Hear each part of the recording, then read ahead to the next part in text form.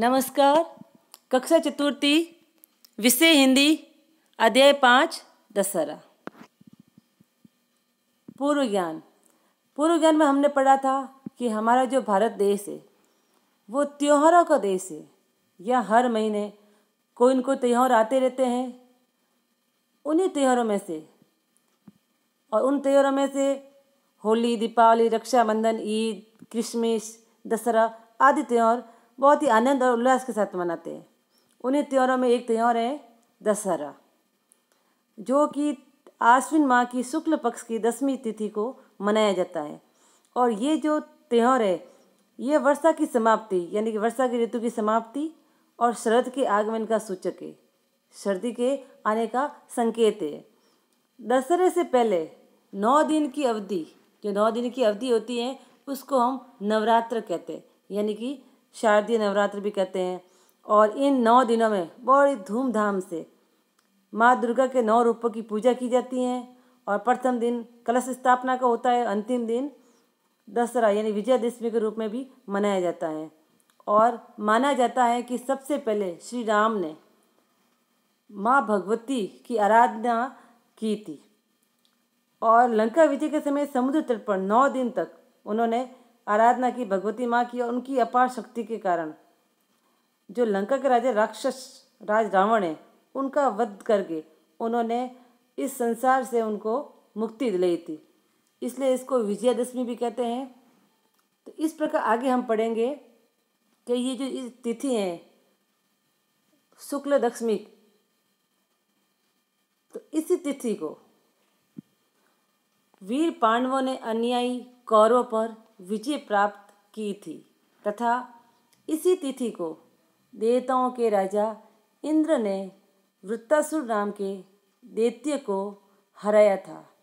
इस 10वीं तिथि को विजय नामक मुहूर्त होता है जो संपूर्ण कार्यों में सिद्धिदायक होता है।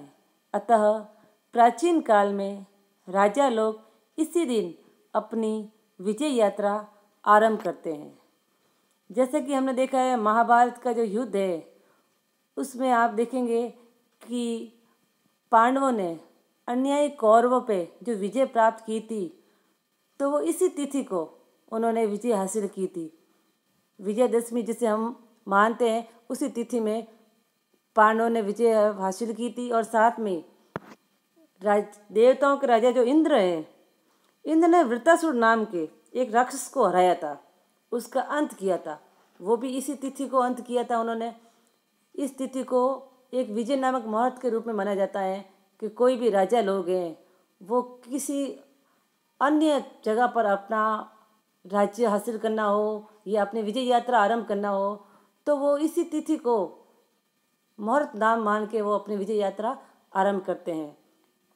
और प्राचीन काल में राजा लोग इसी दिन, क्योंकि जो संपूर्ण कार्यों में ये जो मुहूर्त है वो सिद्धिदायक होता है, इसलिए जो भी राजा लोग हैं वो इस शुभ मुहूर्त को मानते हुए अपनी ये विजय यात्रा आरंभ करते हैं।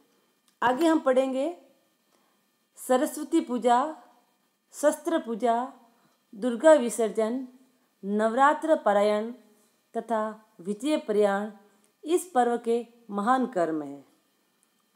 साथ में ही देखेंगे कि ये जो आश्विन माह की शुक्ल पक्ष की 10वीं जो तिथि है जिसे हम विजयदशमी कहते हैं, इस दिन सरस्वती पूजा, शस्त्र पूजा, दुर्गा विसर्जन, नवरात्र पारायण और विजय प्रयाण इस पर्व के महान कर्म है।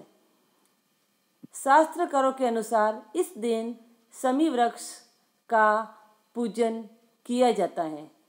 लोगों का विश्वास है कि शमी वृक्ष की पूजा से दृढ़ता और तेजस्विता प्राप्त होती है। इस दिन नीलकंठ पक्षी के दर्शन को भी शुभ माना जाता है। विजयदशमी के पर्व का सबसे बड़ा आकर्षण रामलीला है। आगे हम देखेंगे कि सरस्वती पूजा, इसी दिन सरस्वती माँ की पूजा भी की जाती है।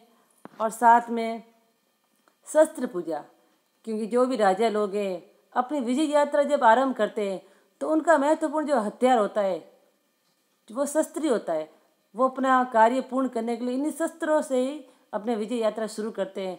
तो इस दिन शस्त्र पूजा भी की जाती है। आगे हम देखेंगे दुर्गा विसर्जन। विजयदशमी के दिन ही जब 9 दिन की नवरात्रि का समाप्ति होती है, तब अंतिम दिन माँ दुर्गा का लोग भक्ति के साथ विसर्जन करते हैं। तो वो भी इसी तिथि में आता है। और साथ में माना जाता है कि शमी वृक्ष, शास्त्र के अनुसार माना जाता है कि शमी वृक्ष, जिसको हम खेजड़ी भी कहते हैं, इस दिन इसका पूजन किया जाता है। खेजड़ी वृक्ष की पूजा की जाती है। लोगों की धारणा है, यानी कि विश्वास है कि शमी वृक्ष की पूजा से दृढ़ता और तेजस्विता प्राप्त होती है, यानी कि लोगों के अंदर मजबूती होती है और तेजस्वी होने का गुण भी प्राप्त होता है। और इसी दिन जो नीलकंठ पक्षी है उसके दर्शन को शुभ माना जाता है।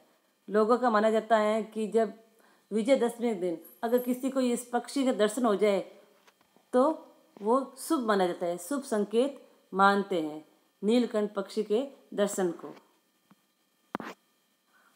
आगे हम पढ़ेंगे आश्विन माह में शुक्ल पक्ष प्रारंभ होते ही जगह जगह रामलीला होने लगती है और दशमी के दिन रावण वध के साथ उसका समापन होता है। हमारे देश में रामलीला का इतना प्रचार है कि छोटे बड़े शहरों नगरों के अतिरिक्त गांवों में भी लोग बड़े उत्साह से रामलीला का आयोजन करते हैं। बड़े बड़े शहरों में प्रसिद्ध रामलीला मंडलियों द्वारा रामलीला की जाती हैं। आगे हम देखेंगे कि जैसे शुक्ल पक्ष प्रारंभ होता है तो ये ऐसा महीना है कि यहाँ पर रामधुनी, पूरे माह में रामधुनी हमें सुनाई देती है। सबसे बड़ा आकर्षण है यहाँ का रामलीला। आश्विन माह की शुरुआत में शुक्ल पक्ष जब प्रारंभ होता है तो जगह जगह पर रामलीला होने लगती है और दशमी के दिन रावण वध के साथ इसका समापन होता है। और हमारा जो देश है तो वहाँ रामलीला का प्रचार बहुत ही ज़्यादा होता है।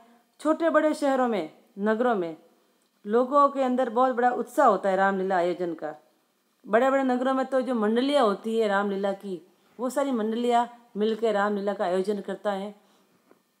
और गांवों में तो रामलीला लोग खुद ही, कोई भी जो बड़े बड़े व्यक्ति होते हैं रामलीला का अभिनेता खुद ही बन जाते हैं। तो इस प्रकार रामलीला का आयोजन किया जाता है।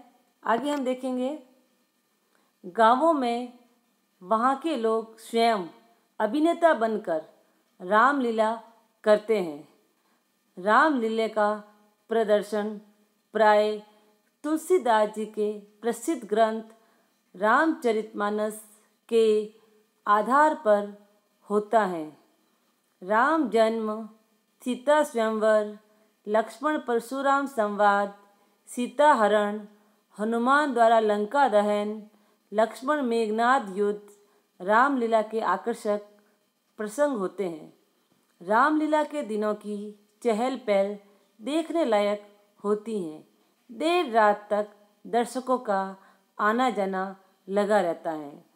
इस प्रकार हम देखते हैं कि रामलीला का जब आयोजन शुरू होता है सबकी होड़ होती है वहाँ जाने के लिए और सब लोग वहाँ देखने के लिए पहुँचते हैं। कुछ लोग गाँवों में उसका अभिनय करते हैं, कुछ लोग गाँवों में खुद अभिनेता बन के रामलीला के जो पात्र होते हैं, राम जी, सीता जी, लक्ष्मण जी, रावण, तो वो स्वयं उस पात्र को निभाते हैं, उसका रोल वो खुद निभाते हैं। और बड़े बड़े शहरों में एक मंडल होता है जो अलग अलग स्थानों पर जाकर वो रामलीला का आयोजन करते हैं। और रामलीला का जो प्रदर्शन होता है, जो पात्र होते हैं, भी कौन कौन से पात्र होगा, कौन से जो होता है, तो वो सब तुलसीदास जी के प्रसिद्ध ग्रंथ जो रामचरितमानस है, रामचरितमानस के अंदर से वो देखकर अलग अलग पात्र के जो भी राम जन्म है, सीता स्वयंवर है, वो उसके आधार पर होता है। सबसे पहले हम देखेंगे राम जन्म के बारे में जो भी क्या है, किस तरह से विस्तार है, वो सब तुलसीदास जी ग्रंथ के आधार पर देख के उसका आयोजन किया जाता है। आगे हम देखेंगे सीता स्वयंवर कि किस प्रकार लोग अपनी प्रस्तुति को और अधिक रोचक बनाने के लिए रामलीला का आयोजन करते हैं, सीता स्वयंवर का आयोजन करते हैं। लक्ष्मण परशुराम संवाद। लक्ष्मण परशुराम संवाद भी रामलीला का ही एक मुख्य भाग है और इस भाग में लोग जो इसके संवाद है, किस प्रकार लक्ष्मण ने परशुराम जी के गुस्से को और बढ़ाया था, कैसे हमने रामायण में देखा ही होगा, तो उसी को देखते हुए इसमें इसका आयोजन करते हैं। आगे देखते हैं हम सीता हरण। रावण के द्वारा सीता हरण, ये भी इसी का एक मुख्य भाग होता है। और हनुमान जी द्वारा लंका का दहन, ये सब रामलीला का एक भाग होता है। और साथ ही लक्ष्मण द्वारा मेघनाद का अंत, ये सब रामलीला के मुख्य भाग होते हैं। फिर अंत में हम देखते हैं कि राम जी का किस प्रकार अयोध्या आना और अयोध्या में वापस अपना राज स्थापित करना, ये सब रामलीला के मुख्य भाग लोगों को दिखाए जाते हैं। आगे हम देखेंगे कुछ कठिन शब्द है जो आपने कॉपी में उतारेंगे।